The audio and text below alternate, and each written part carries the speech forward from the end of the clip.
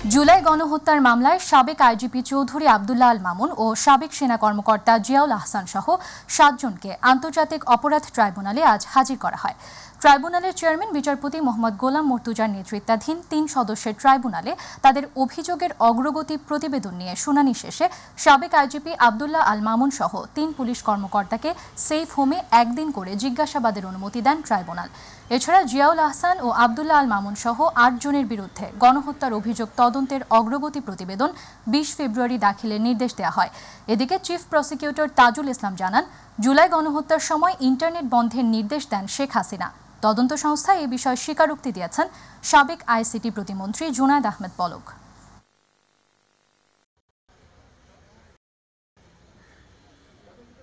এই ধরনের উদ্যোগ একের পর এক নেওয়া হবে এটাকে বিতর্কিত করার জন্য, কিন্তু আপনাদেরকে আমরা এনশিওর করতে চাই জাতির কাছে যে এই ট্রাইব্যুনাল, তদন্ত সংস্থা, প্রসিকিউশন সম্পূর্ণ নিরপেক্ষভাবে, ভয় ভীতিহীনভাবে, নিরলসভাবে কাজ করে যাচ্ছে এবং যাবে। যে মানবতা বিরোধী এই বাংলাদেশের মাটিতে হয়েছে, জুলাই আগস্টে যে গণহত্যা হয়েছে, তার আগে যে সমস্ত গুম খুন সহ অপরাধ হয়েছে, সেগুলোর বিচার সম্পূর্ণ নিরপেক্ষ এবং আন্তর্জাতিক স্ট্যান্ডার্ড অনুযায়ী এই বাংলাদেশের মাটিতে অনুষ্ঠিত হবে। এই ব্যাপারে আপনারা নিশ্চিন্ত থাকুন। যে হারে গণহত্যা হয়েছে, মানবতা বিরোধী সারা বাংলাদেশ জুড়ে অপরাধ হয়েছে, আমরা যদি সব অপরাধীকে আন্তর্জাতিক অপরাধ ট্রাইব্যুনালে নিয়ে আসি, তার সংখ্যা হবে হাজার হাজার। এদিকে পিলখানা হত্যার ঘটনায় ট্রাইব্যুনালে মামলা করেছেন নিহত সেনা কর্মকর্তার পরিবারের সদস্যরা। এ বিষয়ে আরও তথ্য জানাতে সরাসরি যুক্ত হচ্ছেন সহকর্মী রাকিব হাসান। রাকিব, পিলখানা হত্যাকাণ্ডের ঘটনায় দায়ের করা মামলার বিষয়ে সর্বশেষ তথ্য জানাবেন আমাদের।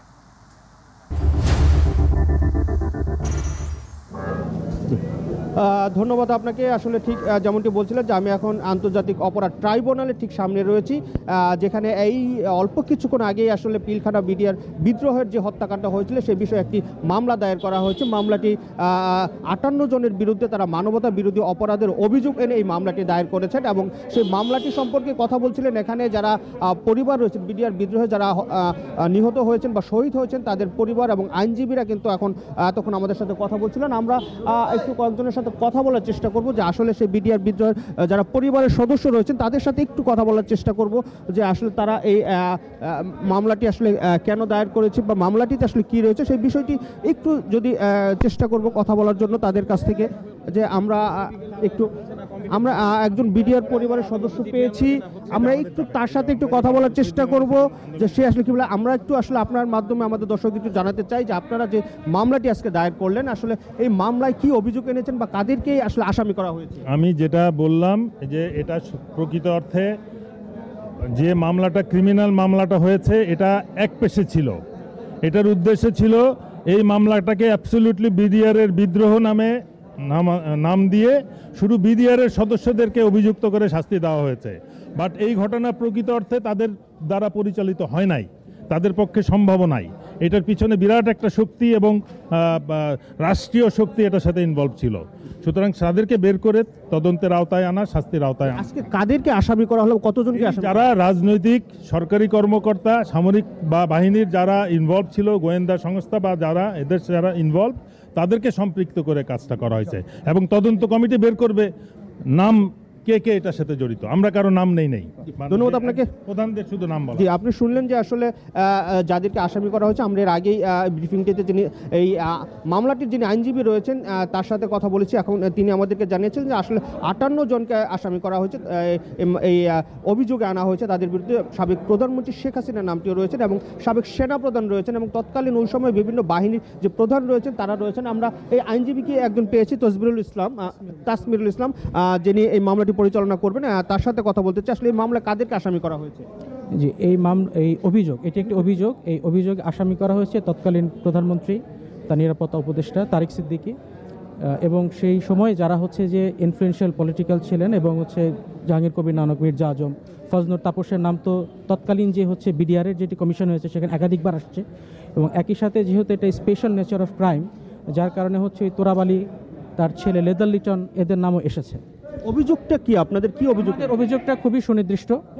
অভিযোগটা হচ্ছে হাসিনা তার ফ্যাসিস্ট মতবাদকে, অর্থাৎ আওয়ামী মতাদর্শকে, রাজনৈতিক মতাদর্শকে প্রতিষ্ঠিত করার জন্য এবং এটাকে চিরস্থায়ী করার জন্য সে বাছাইকৃত কিছু দেশপ্রেমিক সেনা অফিসারদেরকে সে পরিকল্পিতভাবে পদ্ধতিগত উপায়ে সে খুন করেছে, হত্যা করেছে, একই সাথে তার পরিবারদের উপর নির্যাতন চালিয়েছে এবং এর মাধ্যমে সে বাংলাদেশের স্বাধীনতার সার্বভৌমত্বকে হুমকির মুখে ফেলে দুটি বৃহৎ শক্তিশালী বাহিনীকে সে ক্ষতিগ্রস্ত করে, একটি বাহিনীকে তো সে পুরো ধ্বংস করে দিয়েছে, আরেকটা বাহিনীকে সে অনেকাংশে পঙ্গু করে দিয়েছে। অনেক অনেক ধন্যবাদ। আসলে শুনছিলেন যে তার অভিযোগের বিষয়টি এবং কাদের বিরুদ্ধে অভিযোগটা আনা হয়েছে সেই বিষয়টি আমাদের সামনে তুলে ধরছিলেন। আমরা ফিরে যাচ্ছি আবার স্টুডিওতে।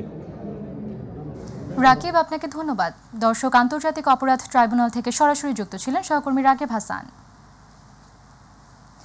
নির্বাচন নিয়ে প্রধান উপদেষ্টার কাছ থেকে সুনির্দিষ্ট দিনক্ষণ প্রত্যাশা করে দেশের গণতন্ত্রকামী জনগণ, এমন মন্তব্য করেছেন বিএনপির মহাসচিব মির্জা ফখরুল ইসলাম আলমগীর। সংবিধান সংশোধনের জন্য সংসদই হচ্ছে একমাত্র ফোরাম, এমন দাবি করে স্থায়ী কমিটির সদস্য সালাউদ্দিন আহমেদ বলেছেন, পঞ্চদশ সংশোধনী ফিরিয়ে আনার রায় দেয়াকে স্বাগত জানায় বিএনপি। গুলশানে দলের চেয়ারপারসনের কার্যালয়ে সংবাদ সম্মেলনে বিএনপি নেতারা এসব কথা বলেন। ইউসুফ আলী রিপোর্ট। বুধবার রাতে অনুষ্ঠিত স্থায়ী কমিটির বৈঠকের সিদ্ধান্ত জানাতে গুলশানে দলের চেয়ারপারসনের কার্যালয়ে সংবাদ সম্মেলনের আয়োজন করে বিএনপি। দলের মহাসচিব মির্জা ফখরুল ইসলাম আলমগীর বলেন, আগামী জাতীয় সংসদ নির্বাচন নিয়ে প্রধান উপদেষ্টা ও তার প্রেস সচিবের বক্তব্য সাংঘর্ষিক। আমরা যেটা আশা করেছিলাম যে আমরা সব বলেছি যে চিফ অ্যাডভাইজার সুনির্দিষ্ট একটা সময়ের মধ্যে একটা রোড ম্যাপ দিয়ে দেবেন, সেটা তিনি দেননি। এটা আপনারা আমাদেরকে কিছুটা হতাশ করেছে, একই সঙ্গে জাতিকেও কিছুটা। আর তারপরে তার প্রেস সচিব যে কথা বলেছেন, এই কথাটা আবার সাংঘর্ষিক কথা হয়ে গেছে।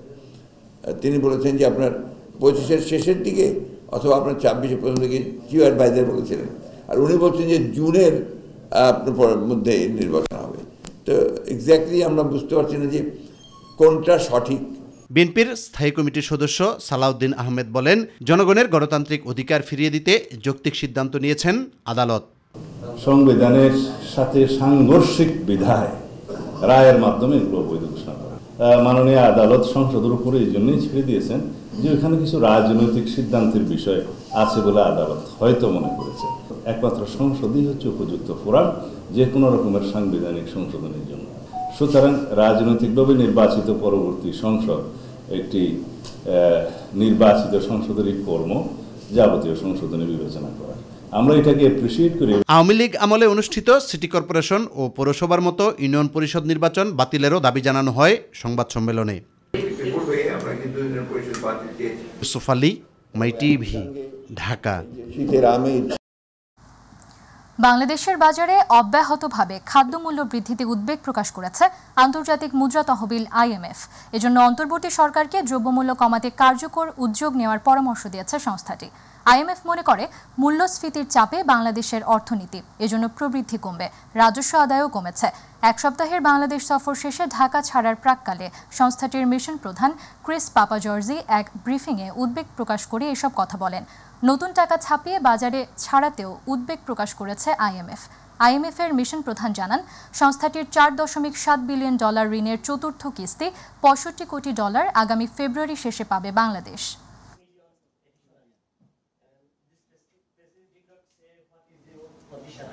We are a macro institution. We have something we call the macro framework, where we assess the needs and we call this the financing gap.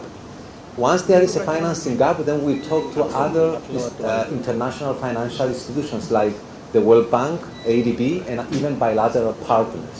And we like to fill that gap with assistance from everyone, including some measures, adjustments, basically. মিশরে শুরু হচ্ছে উন্নয়নশীল দেশগুলোর জোট D8 সম্মেলনের 11তম শীর্ষ সম্মেলন। যোগ দিতে রাজধানী কায়রোয় জড়ো হয়েছেন সদস্য দেশগুলোর প্রতিনিধিরা। সম্মেলনে যোগ দিতে বুধবার স্থানীয় সময় সকাল 11টায় মিশরের রাজধানী কায়রোতে পৌঁছান অন্তর্বর্তী সরকারের প্রধান উপদেষ্টা ডক্টর মোহাম্মদ ইউনুস। কায়রোতে ডক্টর মোহাম্মদ ইউনুসের সঙ্গে বৈঠক করেছেন মালয়েশিয়ার উচ্চশিক্ষা বিষয়ক মন্ত্রী ডক্টর জামরি আব্দুল কাদির। প্রধান উপদেষ্টার প্রেস সচিব শফিকুল আলম জানান, বাংলাদেশের পরবর্তী নির্বাচন, রোহিঙ্গা সংকট সহ দ্বিপাক্ষিক স্বার্থ সংশ্লিষ্ট বিষয়ে কথা বলেন ডক্টর ইউনুস। প্রেস সচিব বলেন, এই সফরে বাংলাদেশের অভূতপূর্ব পরিবর্তন ও বাংলাদেশের চাওয়া পাওয়া নিয়ে কথা বলবেন প্রধান উপদেষ্টা।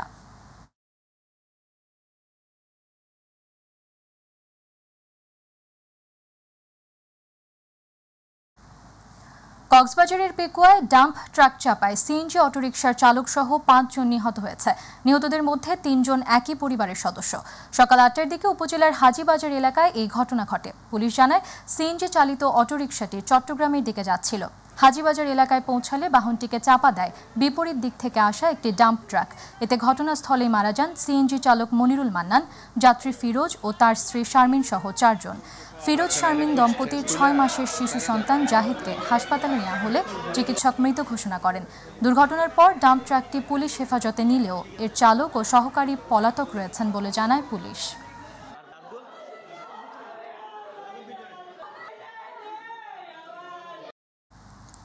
টঙ্গীর ইজতেমা ময়দানের আশপাশের 3 কিলোমিটার এলাকায় সভা সমাবেশ নিষিদ্ধের পর থেকেই ইজতেমা মাঠ জুড়ে কড়া নিরাপত্তায় রয়েছেন আইনশৃঙ্খলা বাহিনীর সদস্যরা। মাঠের প্রবেশ মুখগুলোয় কড়া নিরাপত্তায় রয়েছে আইনশৃঙ্খলা বাহিনীর সদস্যরা। ইজতেমার ময়দানের প্রধান ফটকে যাওয়ার স্টেশন রোড থেকে কামারপাড়া ব্রিজ পর্যন্ত যান চলাচল বন্ধ রাখা হয়েছে। স্টেশন রোডে সেনাবাহিনী ও বিজিবির কড়া নিরাপত্তা ও ব্যারিকেড বসানো হয়েছে। কামারপাড়া ব্রিজের মুখে ব্যারিকেড দিয়ে কড়া নিরাপত্তায় রেখেছে সেনাবাহিনী, বিজিবি ও এপিবিএন এর সদস্যরা। এছাড়া ইজতেমার মাঠে প্রবেশের প্রধান ফটকের এই সড়কটিতে র্যাব, পুলিশ সদস্যদের টহল, সাজোয়া যানসহ আইনশৃঙ্খলা বাহিনীর বিভিন্ন যানবাহন দেখা গেছে। গতকাল যে মিটিংয়ের যেই সিদ্ধান্তে মাঠ খালি হয়েছে মন্ত্রণালয়ের সিদ্ধান্তে, সেইখানেই একটা সিদ্ধান্ত যে এখানে যে বেশ কিছু স্থাপনা শুধু নয়, তাদের মালামাল আছে, সেই মালামালগুলি পাহারার জন্যই পাহারাদার অথবা তাদের নিয়োগকৃত কিছু লোক এখানে অবস্থান করবে আর কি, থাকবে, মালামালগুলি দেখবে, সেই লোকগুলি এখানে আছে। এটা মানে সুরাই নিজাম গ্রুপ যেটা, তাদেরই মালামাল এখানে, তারাই অবস্থান করে আর কি ম্যাক্সিমাম টাইম। তো তাদের মালামালগুলি ছিল আর কি। তারা তো ওই যে অপরপক্ষ যারা, তারা তো রাতে যখন ঢুকে তখন তারা তো কোনো রকম মানে জিনিসপত্র রেখে চলে গিয়েছিল আর কি। তো আর কালকে যারা বের হয়ে গেছে তারা তো তাদের জিনিসপত্র মালসামানা নিয়ে চলে গেছেন। ভিসা নীতির পরিবর্তনে ভারতের ভিসা না পেয়ে চিকিৎসার জন্য অনেকে ছুটছেন থাইল্যান্ড, সিঙ্গাপুর সহ বিশ্বের বিভিন্ন দেশে।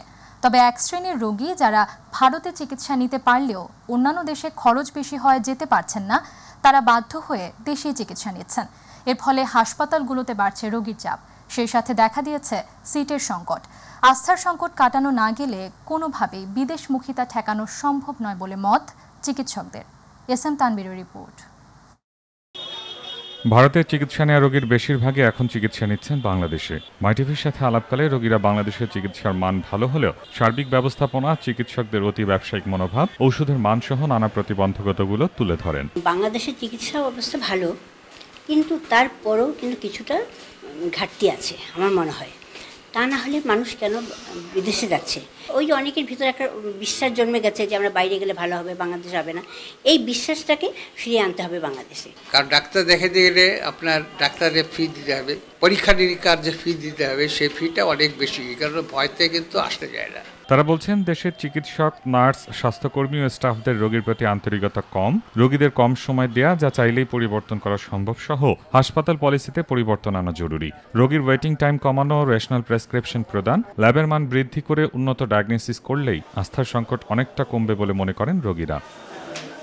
রোগীদের আস্থার সংকটের কথা স্বীকার করে বিদেশ গমনের কারণগুলো তুলে ধরেন চিকিৎসক। অনেকগুলো বড় বড় হাসপাতালে নানা ধরনের মার্কেটিং এর লোকজন বাংলাদেশে কাজ করছে। তারা নানা মিথ্যা প্রলোভন এবং গুজব ছড়িয়ে মানুষকে মোটিভেট করেও দেশের বাইরে নিয়ে যায়। অবৈধ অর্থের উৎস যাদের রয়েছে তারা দেশের বাইরে যাচ্ছে, কারণ তারা মনে করছে আমার নেতা যদি দেশের বাইরে চিকিৎসা নেয় আমারও নেওয়া উচিত, নাহলে তো সামাজিক মর্যাদা বাড়ল না। আর এর বাইরে কিছু লোকজন যায় যাদের সত্যিকার অর্থে চিকিৎসার দরকার রয়েছে, যে চিকিৎসাটা বাংলাদেশে নাই।